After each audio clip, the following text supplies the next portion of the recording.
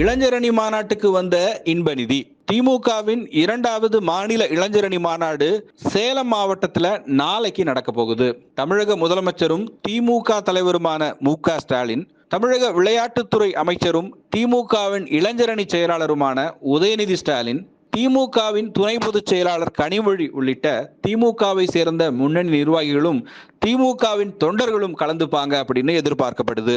நாடாளுமன்ற தேர்தலுக்கான நாட்கள் நெருங்கி வரக்கூடிய நிலையில மாநில உரிமைகள் மீட்பு மாநாடு அப்படிங்கிற பேர்ல திமுக நடத்துற இந்த மாநாடு அரசியல் முக்கியத்துவம் வாய்ந்த ஒண்ணா பார்க்கப்படுது. 2007 திமுகவின் இளைஞரணி செயலாளரா அப்போது இருந்த மு.க. ஸ்டாலின் தலைமையில திருநெல்வேலியில நடத்தப்பட்ட மாநாடு திருப்புமுனை மாநாடுன்னு சொல்லப்பட்டது.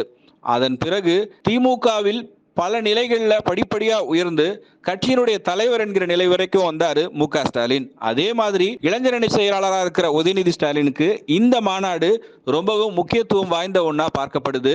அதே போல தமிழக அரசியல் வரலாறுலையும் நாடாளுமன்ற தேர்தலுக்கு முன்பாக நடக்கிற இந்த மாநாடு திமுகவுக்கு ஒரு திருப்புமுனையை ஏற்படுத்தும் சொல்லப்படுது. இந்த சூழ்நிலையில திமுகவின் இளைஞரணி செயலாளர் உதயநிதி ஸ்டாலினின் மகன் இன்பநிதி திமுகவின் இளைஞரணி மாநாடு நடக்கக்கூடிய இடத்துக்கு வந்திருக்காரு. வரும்போது அவங்க அப்பா மாதிரியே டி-ஷர்ட்ல உதயசூரியன் சின்னம் திமுக கொடி பொறிச்ச அந்த டி-ஷர்ட்டை போட்டுட்டு அவர் வந்த போட்டோ இப்ப சமூக வலைதளங்கள்ல வைரல் ஆகுது.